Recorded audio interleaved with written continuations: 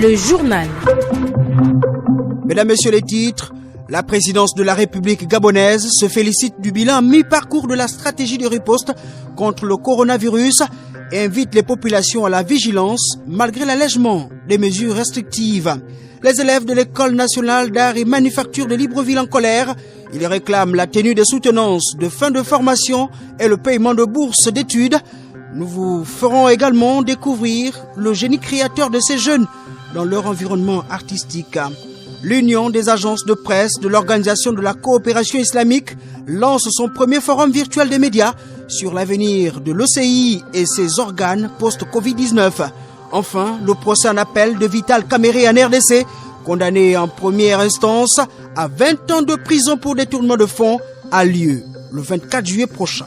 Le saviez-vous? Il existe des gestes simples à connaître pour empêcher la propagation du coronavirus. On les appelle les gestes barrières. Quels sont-ils?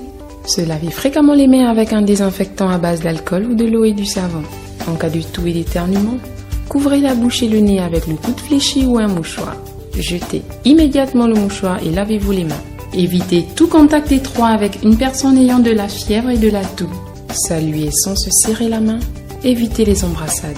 Nettoyez les objets et les surfaces souillées. Si vous présentez des symptômes de la grippe, fièvre, toux, éternuement, difficulté à respirer, ne vous rendez pas dans une structure sanitaire ou chez votre médecin traitant. Appelez le 1410.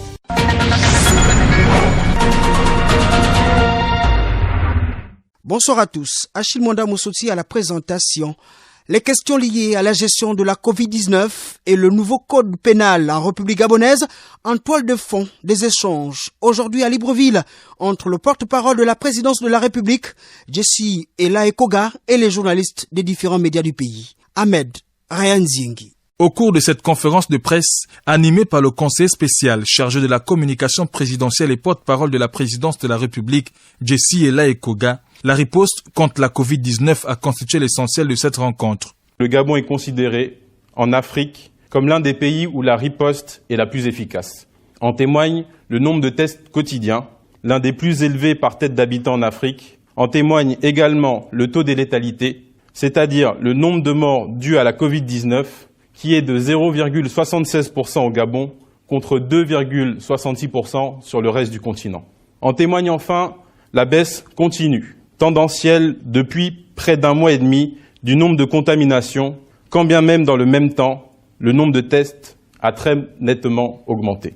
Ce sont ces résultats encourageants qui ont amené le président de la République à donner son feu vert pour le déploiement d'un plan de déconfinement progressif avec la reprise des déplacements à l'intérieur du pays, des vols à l'international, des cours dans les lycées et les universités pour certaines classes, la réouverture des hôtels et restaurants avec terrasse et probablement dans les jours à venir, des lieux de culte pour lesquels des discussions sont toujours en cours.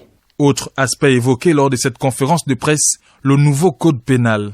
Cet outil, plus adapté aujourd'hui, présente des avancées majeures en matière de criminalité financière, de criminalité sexuelle, de criminalité environnementale ou encore en matière de protection des femmes et des mineurs, au point qu'il est désormais pris en modèle dans d'autres pays sur le continent. Sur le plan économique, le porte-parole de la présidence de la République s'est dit satisfait de la gestion des finances pendant cette crise sanitaire. Le pilotage financier du pays est bien assuré. D'autant, et c'est un autre point de satisfaction, le Gabon continue dans cette période d'honorer sa parole et de respecter ses engagements en payant les primes de ses agents et les dettes contractées vis-à-vis des entreprises locales, en particulier des PME. Un élément de nature à renforcer notre crédibilité et qui a un impact positif vis-à-vis de nos partenaires à l'intérieur comme à l'extérieur du pays. Rappelons que cette conférence de presse est la toute première organisée depuis que le Gabon est engagé dans la lutte contre la Covid-19, dont le président de la République est en première ligne. À cette occasion, le porte-parole de la présidence de la République a décliné l'agenda international du chef de l'État, Ali Bongo Ondimba. Écoutons Jessie Elaye-Koga dans les propos recueillis par Ahmed Rayanziengi. Le chef de l'État, qui n'est pas en vacances en Europe, a encore reçu des commandants en chef des forces de défense et de sécurité. Ces derniers mois et semaines, comme vous l'avez constaté, le chef de l'État a participé à plusieurs réunions de l'Union africaine en visioconférence, au cours desquelles il a porté, en sa qualité de président en exercice de la CEAC, la voix de l'Afrique centrale et a plaidé pour une stratégie coordonnée à l'échelle du continent en matière de riposte face à la Covid-19 et de relance économique. Je rappellerai que le chef de l'État participera à un nouveau sommet de l'Union africaine le 28 juillet prochain et à un sommet ordinaire de la CEAC 2 jours plus tard, le 30 juillet. En août, l'agenda du président de la République sera marqué par les festivités du 60e anniversaire de l'indépendance, qui sont maintenues même si elles ont été allégées en raison de la Covid-19. Vous comprendrez aisément qu'en raison de cet agenda chargé et de la crise sanitaire, le président de la République s'attelle à la tâche quotidiennement. Et tout le monde a compris qu'il en serait de même pour le gouvernement. Je fais bien entendu référence au communiqué diffusé ce samedi par la présidence de la République. Les restaurants ayant des terrasses et les hôtels ont repris leurs activités selon certaines modalités fixées par le gouvernement dans la stratégie de riposte contre la propagation de la Covid-19. Notre reporter Gaël Bimba Okoko a sillonné Libreville pour mesurer le niveau de fonctionnement de ces espaces commerciaux auprès de leurs responsables et la fréquence de la clientèle.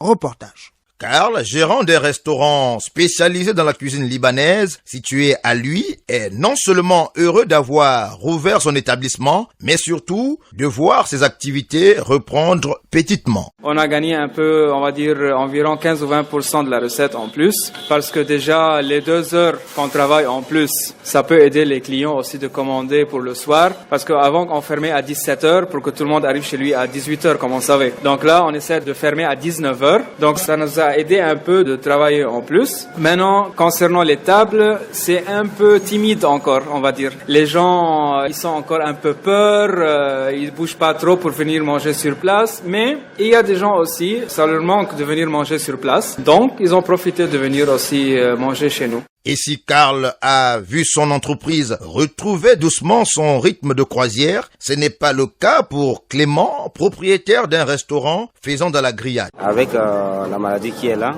et tout le monde n'est pas encore trop sorti. Donc pour le moment, on essaie de faire un peu. Donc les clients qui sont toujours là, on reçoit les clients un à un pour le moment. Le constat est identique dans certains établissements hôteliers qui ont aussi du mal à démarrer. C'est ce que subit Félix, réceptionniste dans son hôtel. On a ouvert, ça fait 1 semaine et on constate que les clients ne viennent pas encore. Nous avons des réservations, il y a ceux qui appellent, mais ils ne sont pas encore là. Bon, on commence à recevoir un client.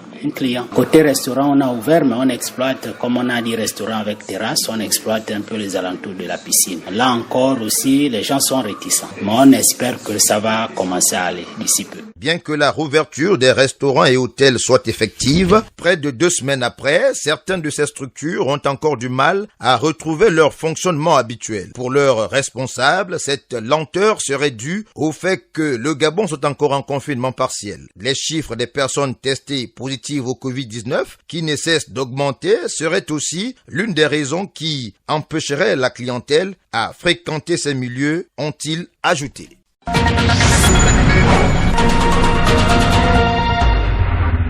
Tension perceptible à l'ENAM, l'École nationale d'art et manufacture de Libreville. Et pour cause, les élèves réclament l'organisation des soutenances de fin de formation. Situation, semble-t-il, consécutive à la grève des enseignants pour non-paiement des vacations, les facteurs liés à l'application des mesures barrières, un autre fait, le non-paiement des allocations d'études. Le constat est signé Issa Steve Mefan.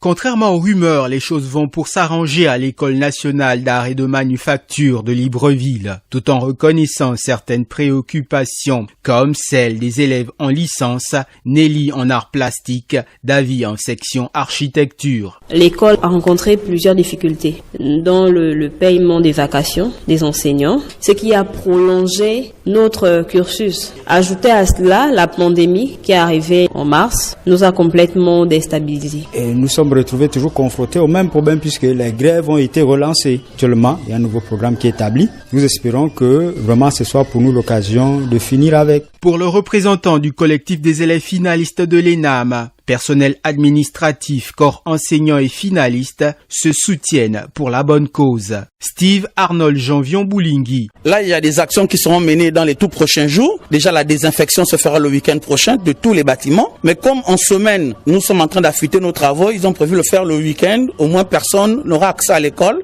Pour la section art dramatique, le souhait est même d'effectuer des tests de Covid-19 pour ne pas porter des masques. Cela pour leur permettre de mettre en scène la lecture expressive et soulève également l'épineux problème de la bourse. En art dramatique, nous pouvons faire une lecture expressive. Nous avons fait le concours depuis 2015.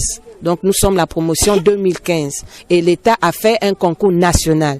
Les 9 provinces du Gabon sont représentées ici à l'ENAM. Certaines personnes n'ont pas de famille et nous louons. 4 ans, nous sommes à notre 5e année de formation. La soutenance coûte cher parce que nous sommes dans une école technique. Rano Michel Nguema est resté rassurant à l'endroit du corps enseignant et des élèves au sujet du paiement des vacations et des bourses. S'agissant des vacations, nous avons eu un problème parce que vous vous souvenez qu'on a fermé l'agence comptable en PAC. Donc, depuis un certain temps, l'ENAM et les autres opérateurs du ministère de la Culture n'avaient plus d'agence comptable. C'est tout récemment qu'on vient de nous affecter un agent comptable pour que les vacations soient payées. Maintenant, il ne tient qu'à la NBG de donner les bourses. La situation de l'École nationale d'art et de manufacture mérite une attention particulière des plus hautes autorités. Merci Issa Steve Mefan. Cette école, après plusieurs mutations depuis 1959, sera officiellement créée en 1982 par Omar Bongo Ondimba pour mettre un accent sur l'art et la culture au Gabon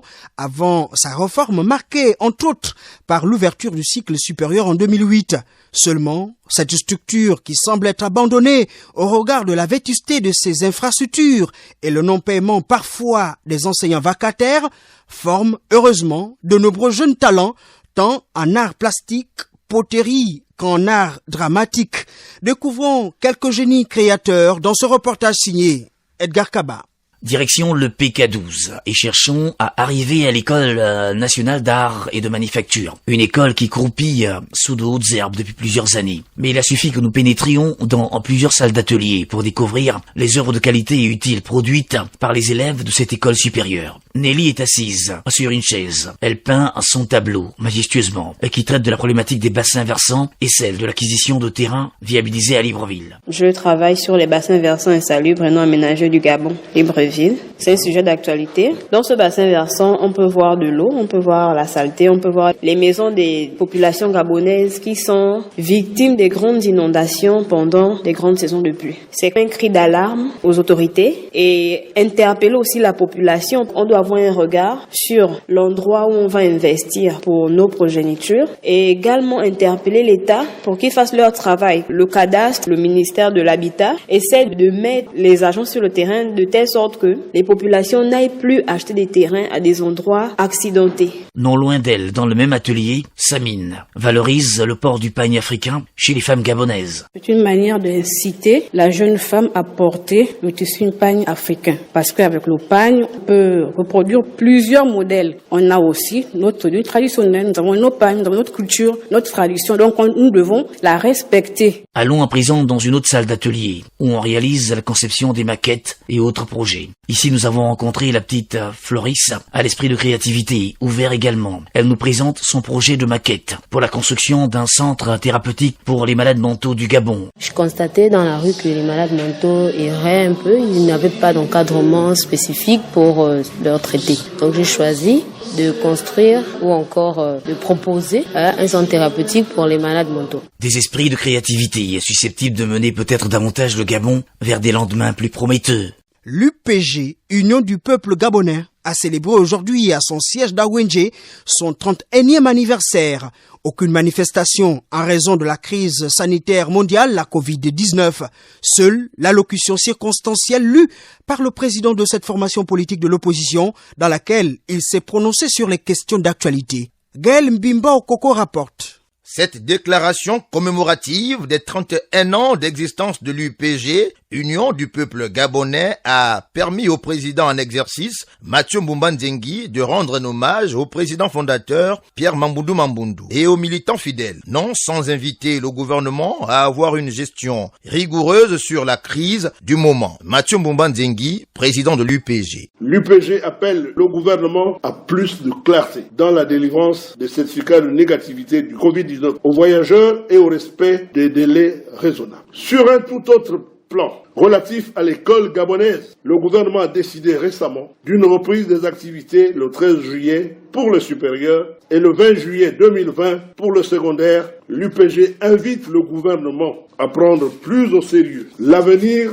de la jeunesse gabonaise. Nous renouvelons nos hommages au personnel médical qui constitue la première ligne offensive contre cet adversaire redoutable qu'est le Covid-19. La prise de conscience de sa dangerosité et le respect des mesures barrières par chacun d'entre nous constituent les seuls moyens efficaces de l'éviter et de le vaincre. L'UPG, parti politique de l'opposition, créé à Paris le 14 juillet 1989, ne disparaîtra pas, quelles qu'en soient les difficultés rencontrées, affirme son président. L'UPG ne disparaîtra pas. Oui, monsieur, nous avons toujours eu des élus. Du vivant du président, nous sommes représentés au Parlement à travers un sénateur. Nous sommes également dans certains conseils municipaux et départements. Nous sommes au conseil municipal de Port-Gentil, la commune de Port-Gentil. Nous sommes au conseil municipal de Moulingui-Binza et nous sommes au conseil municipal de Chibanga. Malgré nos difficultés, nous nous battons pour exister. Depuis que le président Pierre Mamboundou nous a laissés, depuis qu'il a fait de nous ses orphelins, eh bien, nous nous sommes toujours battus pour avoir des élus. De toutes les élections qui ont eu lieu après la mort du président, il y a toujours eu des élus de l'UPG.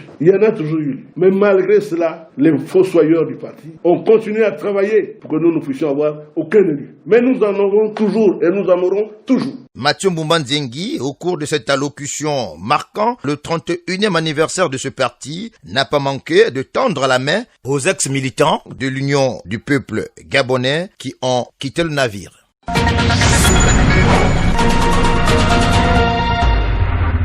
L'actualité à l'étranger, d'abord, l'Union des agences de presse des pays membres de l'Organisation de la coopération islamique a tenu aujourd'hui son premier forum virtuel des médias sur l'avenir de l'organisation et de ses organes après la crise de la pandémie de la Covid-19.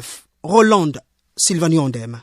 La rencontre à laquelle ont pris part les représentants des États membres auprès de l'OCI, Organisation de la coopération islamique, les directeurs généraux et directeurs des agences de presse et des institutions médiatiques des États membres, a permis d'examiner les rôles, les tâches suivies des programmes de l'OCI à travers des projets de développement durable dans les États membres, ainsi que les plans de réforme de l'organisation et de ses organes à la lumière des débats de la session qui a soulevé des idées de réforme. Ce forum a également abordé les répercussions de la crise de la COVID-19, les mécanismes de l'organisation pour approfondir la coopération et le rapprochement entre les peuples islamiques pour faire face à l'islamophobie et à l'idéologie extrémiste. Signalons que l'Union des agences de presse de l'OCI et le Conseil arabe pour l'enfance et le développement en partenariat avec le département de l'information au secrétariat général de l'OCI et de l'Union islamique de radiodiffusion organisent ce mercredi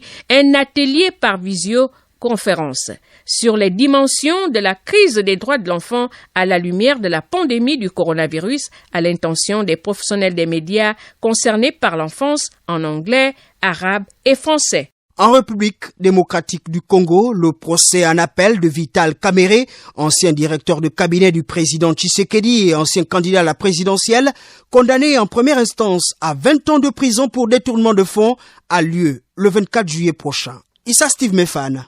L'annonce est de son avocat Jean-Marie Kabengela. La balle est donc dans le camp de la cour d'appel qui devra soit acquitter le prévenu, soit alourdir ou alléger la peine de 20 ans de travaux forcés prononcée le 20 janvier dernier par le tribunal de grande instance de la Ngombe à Kinshasa. À côté de Vital Kamerhe, il y a son co-accusé, le Libanais Sami Jamal, tous deux reconnus coupables de détournement de 48 millions de dollars. Des fonds destinés à financer le programme de 100 jours mis en place par le président Félix Tshisekedi au lendemain de son investiture en janvier 2019. Ce programme, disons-le, était censé doter la République démocratique du Congo d'importantes infrastructures, dont les maisons préfabriquées pour les militaires et les policiers. Allons en Côte d'Ivoire, la Côte d'Ivoire qui vient de rendre un hommage national au Premier ministre et candidat à la présidentielle,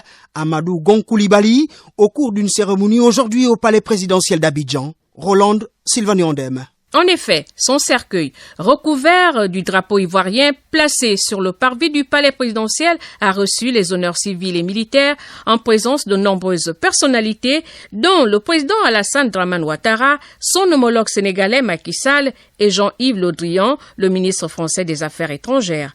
Amadou Gon Coulibaly a été fait à cette occasion Grand Croix de l'Ordre national, la plus haute distinction du pays à titre posthume. Le disparu est un proche collaborateur du président Ouattara depuis 30 ans.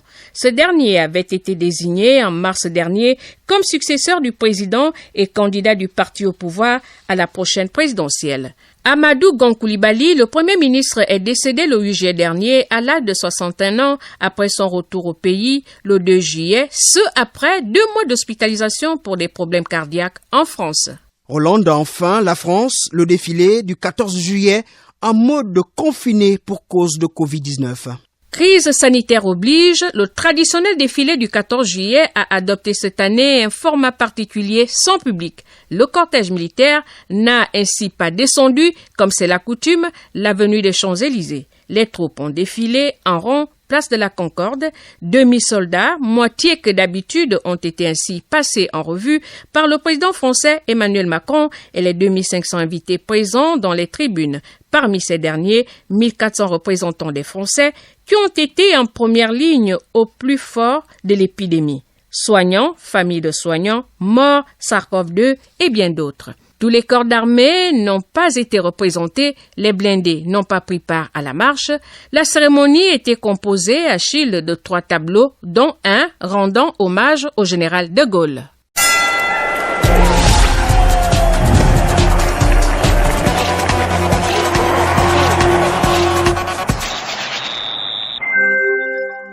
Nous arrivons enfin à la page de sport, une page signée Chivarol Mekui. Nous parlons football avec le club Bouengidi Sport qui disputera la saison prochaine la Ligue des Champions. Effectivement, Achille, promu il y a tout juste un an en première division, le club basé dans la province de l'Oguelolo va représenter le Gabon dans cette compétition africaine qui regroupe les meilleurs clubs du continent. N'est-ce pas Hervé David Magena? La formation logouvéenne s'apprête à représenter le Gabon pour la première fois de son histoire en Coupe d'Afrique. Bouengidi Sport doit sa réussite cette saison grâce à son sens d'organisation, sa discipline et le management de ses dirigeants. Fernand Bidona, président actif de Bouengidi Sport. Nous avons dès le départ mis l'accent sur la qualité du travail, notamment le résultat sur chaque match. Et nous étions réalistes. Nous nous sommes donc donné la chance depuis les premiers matchs. Créée le 31 octobre 2016 sur les bords de la Bouengidi, la formation couloise a terminé en tête du classement de la poule A avec 15 points. Nous sommes réalistes et on grignote toujours dès le départ. On essaye de mettre l'accent chaque jour, chaque étape, chaque événement. Et je pense que c'est cette attitude qui nous a conduit aujourd'hui à être choisis, désignés représentants africains. Personne n'avait misé sur une pareille ascension pour le néo-promu. Ça nous donne raison aujourd'hui du travail que nous avons fait à chaque fois qu'on a eu à rencontrer nos adversaires sur le plan du foot. La différence de points a fait que nous soyons les premiers de notre poule et cette même différence avec l'autre premier de l'autre poule a fait que nous soyons désignés africains. Aux Zambiennes, la valeur n'atteint point le nombre d'années. La suite avec la 9e édition des Jeux de la francophonie a également subi la loi du coronavirus. Initialement prévus du 23 juillet au 1er août 2021, ces Jeux auront finalement lieu du 19 au 28 août 2022 en République démocratique du Congo. Le Comité international des Jeux de la francophonie suit les recommandations de son conseil d'orientation. Depuis quelques jours, les autorités congolaises s'activent pour la mise à disposition des sites de compétition. En Tunisie, contrairement aux informations reçues, la Fédération tunisienne de football ne s'est pas proposée à la Confédération africaine de football pour accueillir la finale 4 de la Ligue des champions. C'est ce que soutient le responsable de la communication de la fédération. La CAF cherche un pays hôte à sa compétition interclub phare depuis le désistement du Cameroun initialement envisagé. Par ailleurs, l'Égypte s'est positionnée pour abriter le tournoi. Le comité d'urgence devrait rapidement situer sur les dispositions à prendre. Et puis en Angleterre, on dispute la 36e journée. Aujourd'hui, à 21h, Chelsea affronte la lanterne rouge du championnat Norwich City. Demain, mercredi 15 juillet 2020, Pierre-Emerick Aubameyang et son club Arsenal seront face au leader de la Première Ligue, Liverpool. Et enfin, Tottenham se déplace sur la pelouse de Newcastle. Les nouvelles de sport de Chivarol Mekwinkulu viennent mettre un terme à ce journal, mais avant, le rappel des titres. La présidence de la République gabonaise se félicite du bilan à mi-parcours de la stratégie de riposte contre le coronavirus et invite les populations à la vigilance malgré l'allègement des mesures restrictives. Les élèves de l'École nationale d'art et manufacture de Libreville en colère. Ils réclament la tenue des soutenances de fin de formation et le paiement de bourses d'études. Nous vous avons fait découvrir le génie créateur de ces jeunes dans leur environnement artistique. L'Union des agences de presse de l'Organisation de la coopération islamique lance son premier forum virtuel des médias sur l'avenir de l'ECI et ses organes post-Covid-19. Enfin, le procès en appel de Vital Kamere en RDC, condamné en première instance à 20 ans de prison pour détournement de fonds, a lieu le 24 juillet prochain. Le journal est préparé par la rédaction de Radio Gabon. Merci à Léopold Lombo Mazoko pour la mise en onde, également à ses côtés Julien Makita. On se dit à demain à la même heure.